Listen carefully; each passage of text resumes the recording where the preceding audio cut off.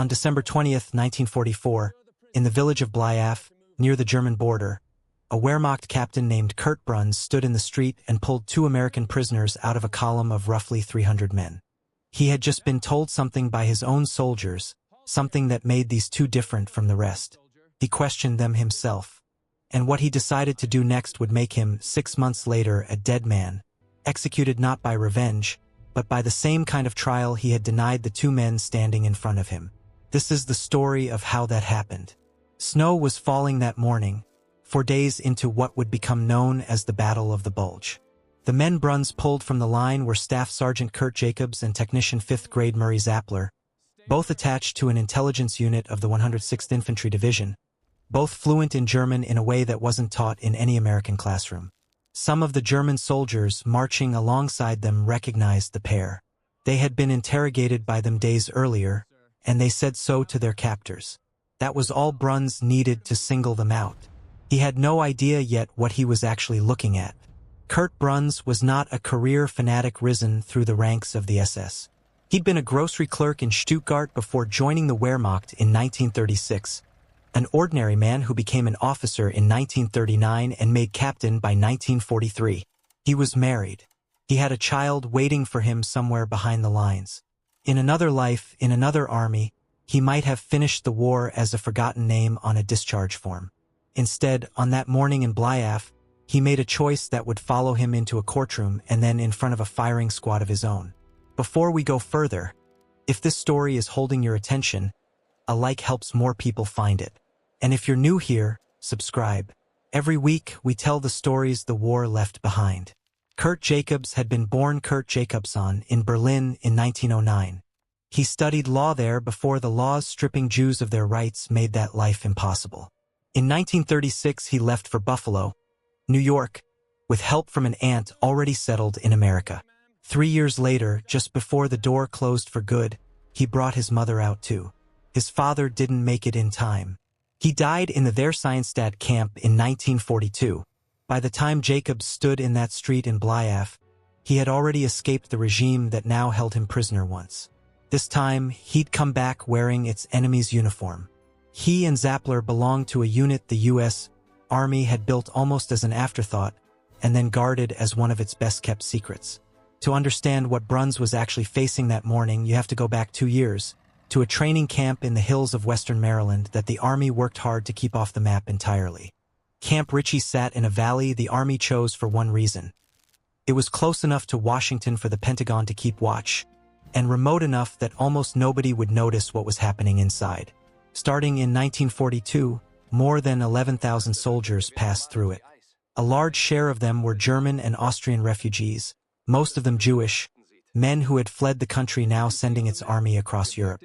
They were drafted or volunteered, discovered to be fluent in German, and quietly reassigned to a program most of the rest of the army didn't know existed. The training was built around one simple fact. These men didn't just speak the enemy's language. They understood the enemy's mentality in a way no textbook could teach an American-born soldier in 6 months. The Army built a full-scale mock German village inside the camp, complete with interrogation rooms and furnished houses, and staffed some of the practice sessions with real German prisoners of war shipped in from the North African campaign specifically to be interrogated by trainees still learning the job. They were taught 4 tools and only 4. The first was the illusion of omniscience, walking into a room already seeming to know everything about the prisoner, so that anything he gave up felt like confirmation, not betrayal. The second was small comfort, offered carefully. A cigarette, a warm meal, something a frightened, exhausted man would remember. The third was common ground, sports, hometowns, anything human enough to make a prisoner forget, even briefly, who was supposed to be his enemy. The fourth, reserved for the hardest cases, was fear, carefully staged and never crossing into violence, which the rules of the program explicitly forbade. One of the men who went through that training was Guy Stern, born Gunther Stern in Hildesheim, Germany in 1922, the only member of his family who'd made it out before the war. He was 15 when an uncle in America took him in. His parents and 2 younger siblings stayed behind, unable to secure the paperwork in time. He wouldn't learn what happened to them until the war was over. They died in the Warsaw Ghetto and at Auschwitz. Stern landed at Omaha Beach 3 days after D-Day and was interrogating German prisoners within minutes of reaching French soil. His first prisoner, an artillery sergeant, refused to say a single word. Stern later said he felt like he'd failed before he'd even started. He got better fast. And one of the methods he became known for tells you more about what the Ritchie Boys actually were than any statistic could. When a prisoner refused to cooperate, Stern and a fellow interrogator named Fred Howard would run a routine they'd built themselves. Howard would play a furious, invented Soviet commissar. Stern called him Commissar Krukov, screaming at the prisoner in German, threatening him with transfer to Russian custody, working himself into a rage that even the other Americans in the room found unsettling to watch. Stern would step in as the reasonable one, the man disgusted by his own allies' brutality, pulling the prisoner back toward safety, promising he could still keep him away from the Russians if the man just gave him something to work with. By the time a can of Spam started looking like salvation, Stern said, the prisoner had usually already lost the only battle that mattered. It worked because it didn't need violence. It worked because it understood, better than any manual could have written down, exactly what a frightened German soldier was afraid of in the winter of 1944, and the men running it were the same people that Soldier's own government had spent a decade telling him didn't count as fully human. Back in that street in Bleialf, Bruns was still deciding what to do with the two men in front of him. He interrogated them personally, not for military information this time, but to confirm what his own soldiers had told him, where they'd been born, what they were. He had no idea he was looking at two men trained in exactly that kind of work. And he had no idea that, a few hundred miles away and several weeks earlier, the same network of interrogators had already been quietly working against the very offensive he was currently fighting in. Through October, November, and the first weeks of December 1944, Camp Ritchie-trained interrogators attached to frontline American units had been filing reports about unusual German movement in the Ardennes forest, the same stretch of terrain where Bruns was now standing. Prisoners were talking. Civilians near the front were talking. What they described didn't fit what most Allied commanders believed about the state of the German army that winter, which was that it was beaten, out of fuel, out of men, incapable of mounting anything but a defensive retreat. Most of the officers reading those reports back at headquarters set them aside. One didn't. Colonel Oscar Koch, Chief Intelligence Officer for General Patton's Third Army, looked at the same information everyone else had access to and reached a different conclusion. On December 9th, a full week before the German attack began, Koch briefed Patton that a major offensive was coming, and roughly where. Patton believed him, and quietly built a contingency plan to pivot his entire army north if Koch turned out to be right. He was, and it is the reason the Third Army was able to turn toward the fighting in a matter of days instead of weeks, reaching the encircled town of Bastogne while most of the Allied command was still catching up to what had happened. This isn't a clean story of triumph. Most of the intelligence gathered that winter was ignored, and the surprise of the Bulge cost thousands of American lives before the line held. But it tells you something Bruns, standing in Bleialf 4 days into the offensive, had no way of grasping. The two prisoners in front of him weren't incidental. They were part of a machine that had already, in its unglamorous and mostly uncredited way, seen this war coming more clearly than his own high command had seen it themselves. He didn't need to know any of that to make his decision. What he knew was simpler. Two prisoners spoke his language too well, and he had decided why. He turned to a sergeant named Werner Hoffman, and he said 6 words.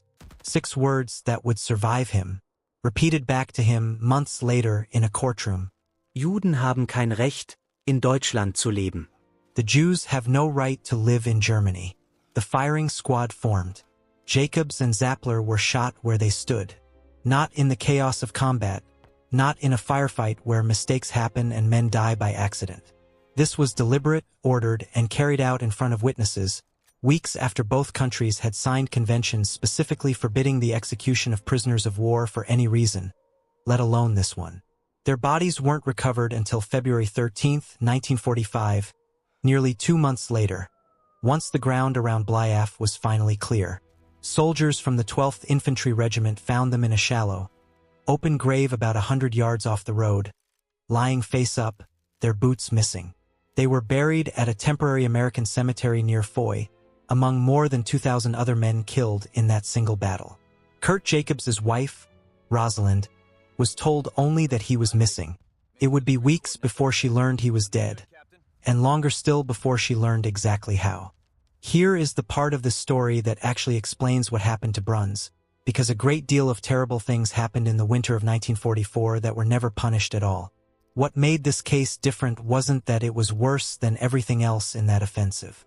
It was that it was provable in a way most wartime killing never is. There was a direct order, spoken aloud in front of multiple witnesses, citing a reason that had nothing to do with military necessity and everything to do with identity. Bruns hadn't tried to hide what he'd done or why. He'd stated it as a fact he was proud of. That is what turned an atrocity into a case. Clear command responsibility. A stated motive. Named victims whose deaths could be traced to one order from one man. By April 1945, with Germany's collapse accelerating by the week, Bruns's luck ran out. He'd actually been captured earlier on February 7, 1945, though at first nobody realized who they had. It was only when a German corporal named Heinrich Kötter, one of the soldiers who had witnessed what happened at Bleialf, was recaptured and gave a statement to American interrogators that Bruns was identified as a suspect. When questioned, Bruns admitted he'd spoken with Jacobs and Zappler that day. He denied giving the order to kill them. He said the executions had been carried out under a different officer entirely, a lieutenant colonel named Witt, a man conveniently unavailable to contradict him because he'd already been killed in action. American investigators didn't buy it. But denial without a confession is hard to prosecute, so they tried something else. They placed a German communist named Anton Korn in a cell next to Bruns, telling Bruns nothing about who Korn really was. Korn, in turn, was given a cover story of his own, that he was being held on suspicion of murdering Belgian civilians, a fellow prisoner with every reason to trade war stories with the man in the next cell. It worked exactly as designed. Bruns, believing he was talking to someone as compromised as he was, told Korn everything. Every detail of the order. Guy Stern, who was involved in building the case, put it simply decades later. By morning, they had the full account of the execution, a clear Geneva Convention violation, and enough witnesses lined up to send the file to the judge advocate's office. Bruns had spent 3 weeks on the run before American forces finally cornered him in a bunker near a position called Schwarzermann. He was brought to trial while the war in Europe was still technically ongoing, a rare early proceeding, permitted because commanders judged him too dangerous to leave the question unresolved. The trial itself lasted a single day, held in the town of Düren on April 7, 1945. Bruns maintained his innocence to the end. Kötter took the stand and described what he'd seen and heard in that street. Bruns denied it, insisting he'd never personally ordered Hoffman to open fire. The verdict came back guilty. Sentence: death by firing squad. Even that wasn't the end of the scrutiny. 13 days later, on April 20th, the case went to a formal review. Colonel Brannan, the staff judge advocate at 1st Army Headquarters, looked hard at what the prosecution actually had, and what he found was less airtight than a courtroom verdict might suggest. The case was largely circumstantial. No witness had testified to hearing Bruns speak the actual order out loud to Hoffman. There were inconsistencies between different versions of Kötter's account. But Brannan noticed something else too. Kötter's story, examined against every prior statement he'd given, going all the way back to before Bruns was even captured or the bodies recovered, had never once changed. He'd described the same sequence of events under questioning weeks before there was any verdict to align his memory with. Brannan recommended the conviction stand. That review matters more than it might seem. This wasn't a case where the outcome was decided in advance and the process was theater. Even with a war criminal already convicted and sentenced, an American officer was still asking whether the evidence actually supported it, and only then let the sentence proceed. On June 15, 1945, Curt Bruns was executed by firing squad. The first German war criminal put to death by the United States Army after the surrender in Europe. Think about what that means.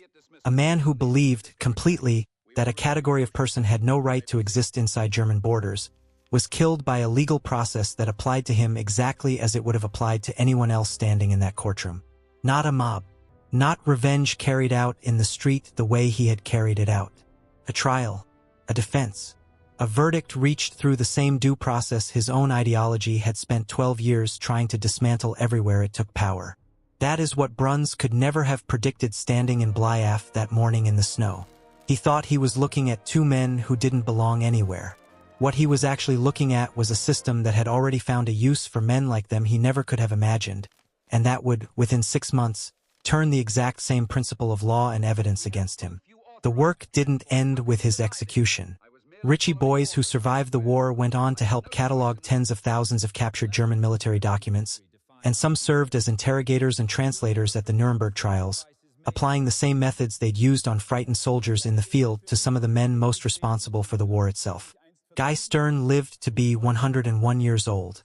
He became a professor of German literature, and later the director of an institute dedicated to honoring people who protected others during the Holocaust, in the same country that had once decided his family had no right to exist in it either. Curt Bruns got 6 months. If this story reached you, a like helps it find more people who should hear it. Subscribe if you haven't yet, and hit the bell so you don't miss what comes next. And before you go, where are you watching from today? And if someone in your family served in any war, in any branch, in any country, tell me about them in the comments. Their name, where they served, what they did. Those names deserve to be spoken. We'll see you in the next one.